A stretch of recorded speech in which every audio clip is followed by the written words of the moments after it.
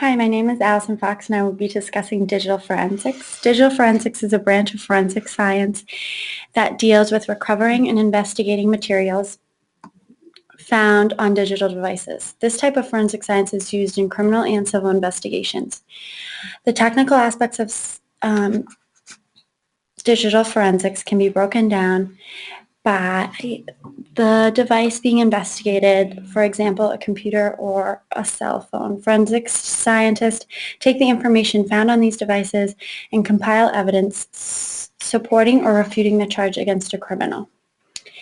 I'm going to be discussing the purpose of digital forensics, the impacts that digital forensics has had, the technical aspects of digital forensics, and the relationship digital forensics has to data.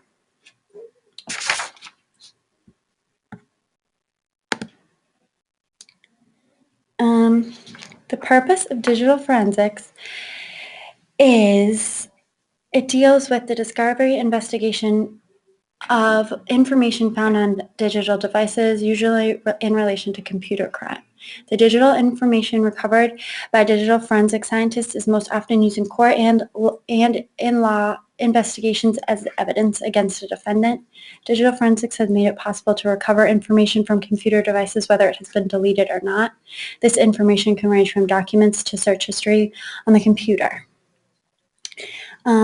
These two pictures were taken from Google, and this picture just shows like that it's used in courts, and this picture shows that a computer is a lot like a crime scene because of all the evidence that is on computers.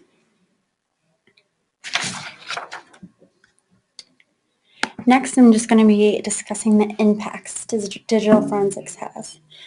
Digital forensics has played a role when it comes to solving and preventing digital crimes. Digital forensics is used in cases of theft of property, financial fraud, hackers, the distribution of viruses and worms.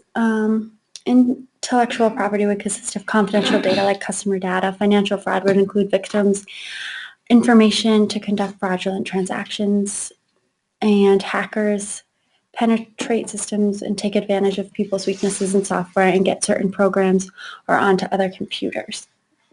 Without digital forensics, it would have been hard to even know where these crimes were occurring, never mind who was committing them. This graph just describes the process of digital forensics from data identification all the way to getting the data, analyzing it, displaying the data, and using it in reports. In my interview video, my friend discussed the impact of digital forensics from her point of view. I first took a video of me interviewing my friend on my phone, and then took a second video of the lab on my iPhone. I uploaded both videos to YouTube and used the video editor to combine them. Also used the editor to add text and music, then published the video via YouTube and posted it to my site.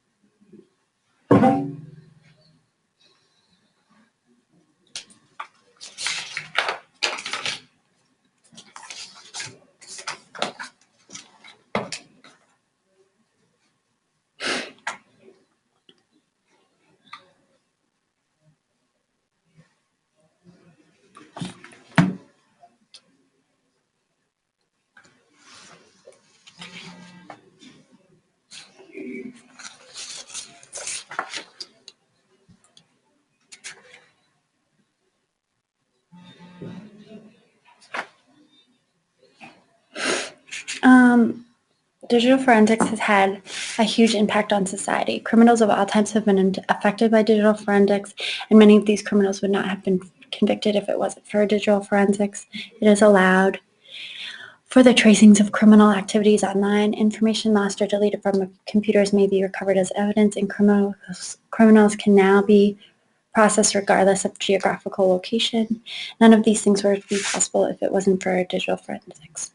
Digital forensics also obviously plays a role in computer science, but it is clear from the information above that it also plays a huge role in the criminal justice system and with law enforcement. The picture to the left just shows some tools that digital forensic scientists use to get information off computers and phones, in this case, phones. This is just a video answering what digital forensics is and when you would use it. I'll play a little bit right now.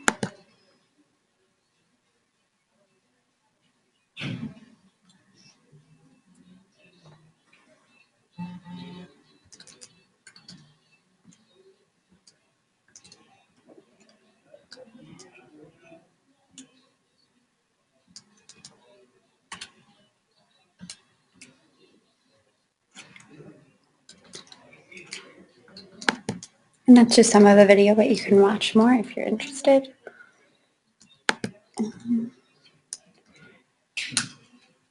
For digital forensics, people began to develop tools as early as 1980. The tools allowed these users to perform live analysis and examine computers and operating systems to extract the evidence. More recently, tools have developed that allow users of the tools to examine copies of media without using live forensics. One of the big ideas I decided to talk about was algorithms. Algorithms are widely used in digital forensics. Common hashing algorithms are important for digital forensic specialists when it comes to confirming that the forensic image is an exact copy of the file or disk. Algorithms are also important to quickly know the difference between good and bad files. This technique is used mainly when investigators are looking for specific malware, intellectual property, or in child exploitation cases or illicit images. This is just the same picture again, just looking at some of the technology that digital forensics uses to get information.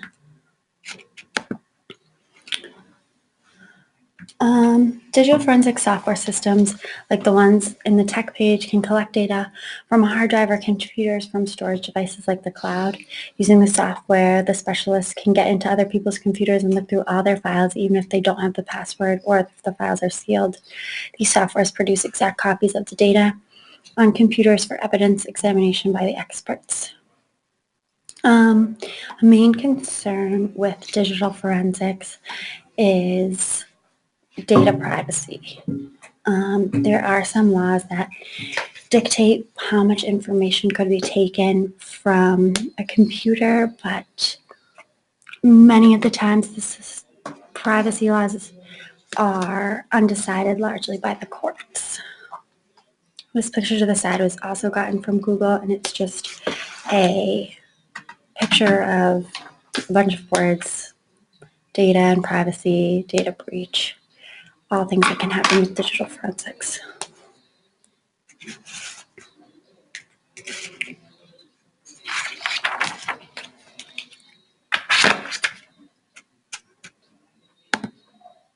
So this is my references page, and the reference I used the most was reference number 1. So if you click on the reference, you can see where I got a lot of my information. This is just a Wikipedia page describing what digital forensics is, growth in the fields, like the legal aspects, the tools, and the process of digital forensics.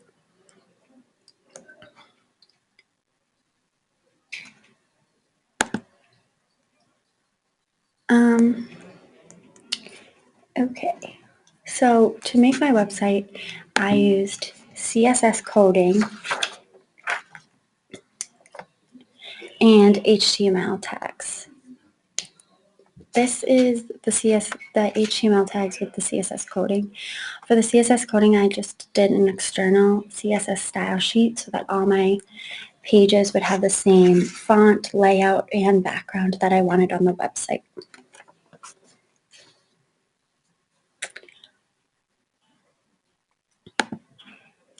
So I made this banner on the Pixlr editor. This editor allows you to overlap pictures and text and make them. I use Pixlr to also make the logo displayed on this banner.